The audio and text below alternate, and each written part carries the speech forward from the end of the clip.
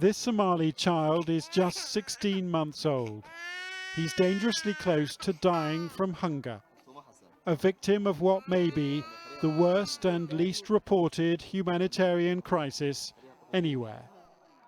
The food supposed to keep him alive flows from this vast warehouse in neighbouring Kenya. 3.5 million Somalis are depending on this aid reaching them this year. The food is administered by the UNs World Food Programme and costs donor governments around $1 billion. But Channel 4 News has been on the ground in Somalia, investigating just how much in this food chain reaches those who need it most. Somali refugees say that much of this aid will simply never reach them. And now the world's biggest humanitarian agency stands accused not just of violating its own principles, but of losing control of a feeding programme meant for millions of desperate people. Western journalists can't travel here, so we sent a Somali member of our team into the war zone that is Somalia's capital, Mogadishu. And what he discovered about the feeding of the country's 3.5 million was profoundly shocking. First, he went to the city's main market. Here, the traders tried to stop him from filming what's for sale. Not hundreds, but thousands of sacks of World Food Programme supplies, maize, wheat and cooking oil, meant for refugees from the country's civil war. The daylight robbery here, every match for Somalia's piracy at sea, with businessmen claiming some WFP officials in Somalia are part of the illegal trade. Sometimes we buy it from the World Food Programme officials themselves. They take us to the warehouses used by the WFP and let us load our lorries.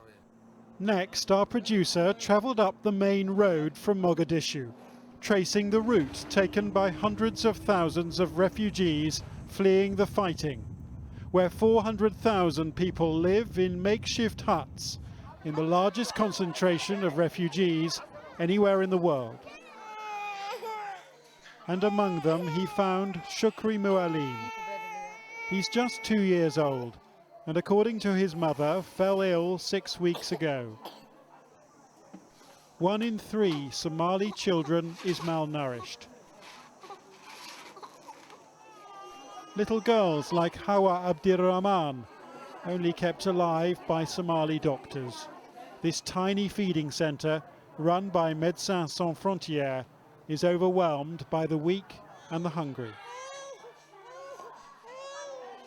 They don't have any food, you become that way malnourished because mother she cannot work, father he cannot work, and the child he need a food. Refugee camps like this one stretch for 19 miles. The temperature is about 100 degrees. I cannot move because of hunger, this woman told us. I have nothing to eat.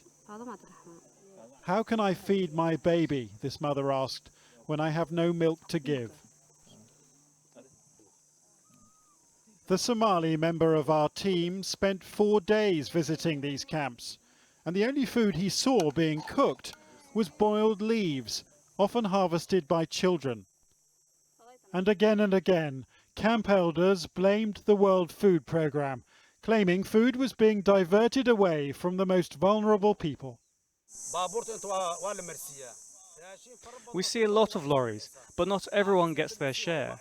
Most of the food gets divided between various interested parties. What happens is that they bring the food here to prove it's been delivered, but then only offload a small amount and take the rest back with them to the market in Mogadishu to sell. Afterwards, the camp leader led our camera to the roadside graves of those who had not survived the worst drought in a decade. 28 children dead, he said, in the last 6 months. The food meant for them leaves this warehouse in the Kenyan port of Mombasa. 45,000 tons bound for Somalia every month. And the WFP runs its operation not from Mogadishu but from Nairobi, 765 miles away. Somalia is so dangerous that 4 WFP workers have been killed there in the last year. I went to see the man in charge of feeding over 3 million Somalis, and he insisted to me that the food is getting through. If I look at what reaches them initially, that is a very, very high percentage. And the percentage that doesn't reach them is far less than 2%. So you're saying 98% Yes. of Somalis Yes. get the food they're supposed to get? Yes, I'm telling you that. How can you say 98% of it gets to the recipients? You don't know that. No. The recipients get the food. They might not get all the food they are entitled to. The WFP says it can't stop some food being siphoned off, though its drivers are docked money if they don't deliver. But as we continued our investigation, we were told food was being stolen all along the supply chain.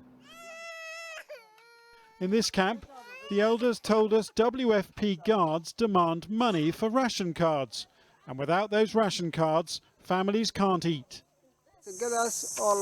We've only been issued 200 ration cards instead of the 700 we need. We were forced to pay for these cards. We're also forced to pay a fee for the armed guards the WFP come here with. This isn't a one-off, it's regular. If we don't pay up, they just cover the truck up, open fire on us and drive away. Even on the last trip they fired at us, and eventually I paid the money myself. The WFP say it's true that local militia may demand protection money, but that it's never heard of it involving WFP personnel. The food racketeering hub is this Mogadishu's main market. The WFP says food resale is just small scale, that you can't stop some refugees from selling what they're given. That any major diversion of aid and its network of staff would know. But Channel 4 News counted 10 warehouses and 15 shops involved in the trade, with most of the aid coming from Somalia's biggest donor, the United States. Revealing this lucrative business could get these stallholders shot. But we wanted to find out how the trade works, and eventually several businessmen did agree to talk.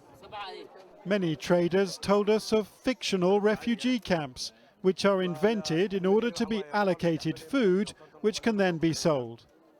You go to the WFP office and fill in an application form to create a camp. When we receive the food, we give out some and then divide the rest between ourselves and the WFP guys who negotiated the deal. Another confessed that stealing food from the needy was a real shame, but he said business is business. We buy aid from WFP staff directly or from people they employ. The goods are freely available and you can buy as much as you like. But we usually buy no more than 500 to 1,000 sacks at a time. Just a ton or half a ton a day can be shifted more discreetly. Businessmen have told us that your staff are selling the food, that it's even being sold from the warehouse. We have had cases in the past that happened. We have investigated them. That staff is long gone, and they will happen.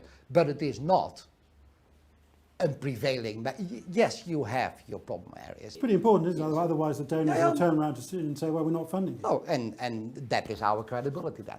So we will investigate those cases, and sometimes we find out, and sometimes we don't find out, and etc. etc. But we do, and we take action if we find anything to be wrong, and we have many of those cases in the past. The WFP says it's committed to transparency, that it's increased its staff and independent monitoring, that it takes allegations extremely seriously, and that it's not even heard of fictional camps before. And though the UN has admitted to us that thousands of sacks have gone missing in the last few months, the WFP insists its operation is under control. So you can say with your head held high that the aid is going to the right place. Absolutely. These donors needn't worry. Absolutely. Relative to the environment and with all the difficulty, we're doing a very good job. And the donors know it. But what we've revealed tells these donors a different story. Abdullahi Noor, just 16 months old and fighting for his life because of a lack of food and water.